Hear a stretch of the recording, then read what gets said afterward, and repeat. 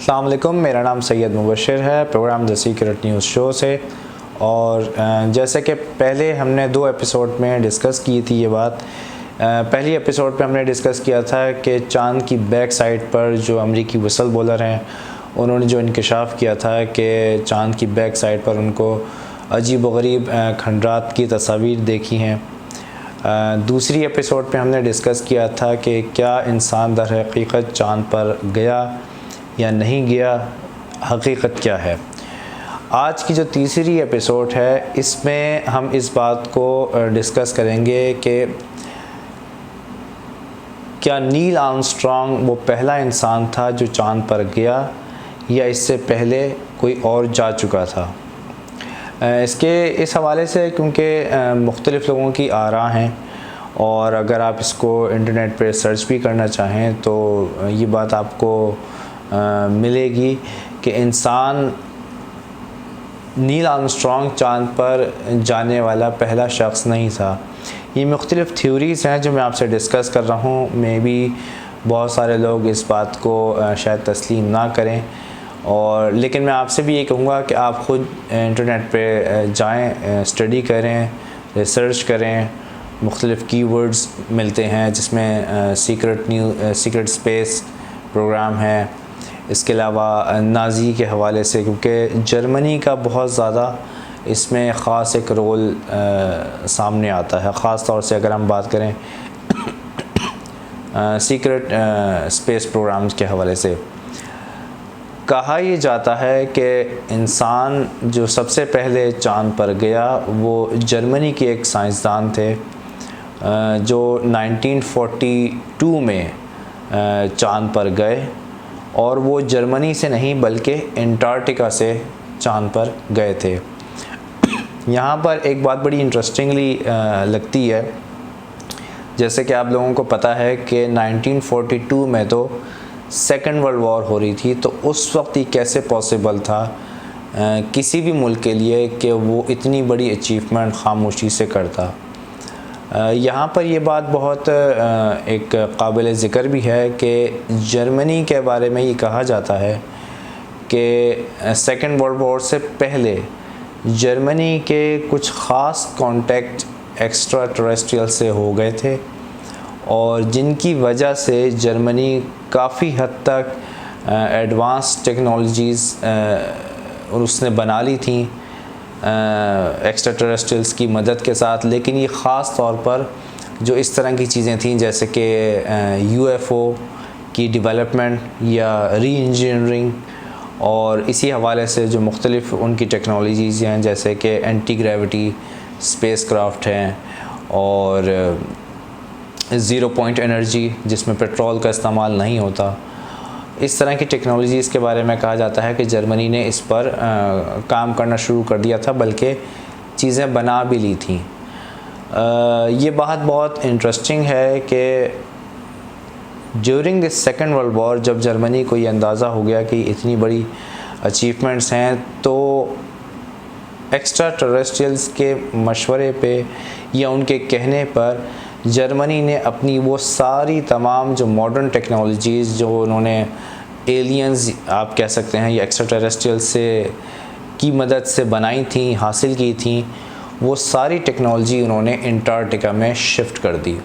इसके बारे में अगर आप मैं मेंशन भी कर दूंगा कि Germany during the second world war उन्होंने एक बहुत बड़ा एक बहरी जहाज़ अंटार्कटिका भी भेजा था, जिसकी तस्वीर भी मैं आपसे अभी शेयर कर दूंगा। और वहाँ पर जाने के बाद उन्होंने एक तरह से दुनिया से वो कट ऑफ हो गए थे, और उन्होंने वहाँ पर जाके इस सारी एडवांस टेक्नोलॉजीज़ के ऊपर फिर काम शुरू कर दिया था। और 1942 में कहा जाता है कि जर्मनी के एक यहाँ पर मैं ये सारी बात मेंशन कर रहा हूँ, ये एक बुक मेरे सामने है माइकल साला की inside reveal secret space program and extra terrestrials alliance. इसमें माइकल साला ये सारी बात मेंशन करते हैं कि जर्मन्स किस तरह अंटार्कटिका पहुँचे, और अंटार्कटिका जाने के बाद उन्होंने इन सारी टेक्नोलॉजीज़ के ऊपर काम किया। अंटार्कटिका में जब हम बात कर रहे हैं तो ये बिलो द सरफेस इन्होंने एक ख़ास किस्म के बंकर्स बनाने शुरू किए जहाँ पर इनकी सारी लेबॉर्ट्रीज़ और सारी ये चीज़ें थी सीक्रेट स्पेस प्रोग्राम की। जो पहला इंसान चांद पर गया ये कैप्टन लेफ्टिनेंट वार्नर थोर्ड हैं, जिनका ये इसका नाम मैं मेंशन कर दूंगा, मे बी हो सकता है मैं नाम इसका सही प्रोनाउंस ना कर रहा हूँ, क्योंकि जर्मन्स हैं, जर्मनी के हैं ये। अच्छा, इसमें मैं आपको ये मेंशन करूँ, माइकल साला कोट करते हैं कोरीगुड को कि मून बेस की जो लैंडिंग्स थी वो सारी कवर्ड की गई मिलिट्री की, और आप जो पब्लिकली सुनते हो नासा की 1969 की मून लैंडिंग को, ये बेसिकली सिविलियन थी। इससे पहले जितनी भी मून लैंडिंग हुई वो मिलिट्री बेस थी और ये सारी की सारी कवर्ड थी।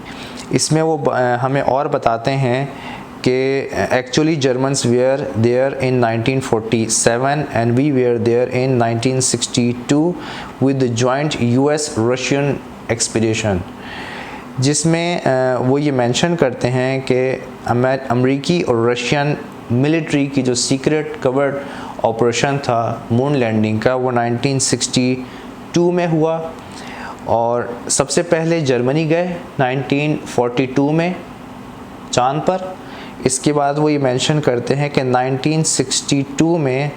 यूएस और रशियंस ने मिलकर जॉइंट एक्सपीडिशन किया चांद पर जाने का, और तीसरी दफ़ा नासा ने यानी कि सिविलियंस ने ये अटैम्प्ट की 1969 को मून लैंडिंग की, जिसको पब्लिक किया गया। एंटार्क्टिका की जो हिस्ट्री है वो बहुत ज़्यादा इंटरेस्टिंग है ज़मीन की हिस्ट्री के हवाले से, और सीक्रेट स्पेस प्रोग्राम वहाँ पर बहुत ज़्यादा एक तरह से कह सकते हैं कि बहुत एक्टिव है, क्योंकि वो जनरल पब्लिक वहाँ नहीं जा सकती, वहाँ पे मीडिया नहीं है, लिहाजा कहा यह जाता है कि जो एंटार्क्टिका की सरफेस के नीचे टेम्परेचर इतना ज़्यादा ठंडा नहीं है कि वहाँ पर इंसान को मुश्किल हो, लिहाजा सारे जितने भी सीक्रेट स्पेस प्रोग्राम के जो लेबॉर्ट्रीज़ हैं या जो रिसर्च सेंटर्स हैं वो सारे वहीं पर हैं। इस हवाले से आने वाली जो आगे आने वाली मेरी वीडियोस होंगी वो मैं कोशिश करूँगा कि एंटार्क्टिका की जो हिस्ट्री है उसके ऊपर डिस्कस कर सकूँ आप लोगों से। मेरी इस वीडियो को अगर आपने पसंद किया है तो प्लीज़ मुझे मेरी वीडियो को लाइक करिएगा, मेरे चैनल को सब्सक्राइब करें, ताकि ये है कि और ये जो मैंने 2 वीडियोस का जिक्र किया है आपसे, ये मैं नीचे मेंशन भी कर दूंगा अगर आप ये वीडियोस मेरी देखना चाहें तो।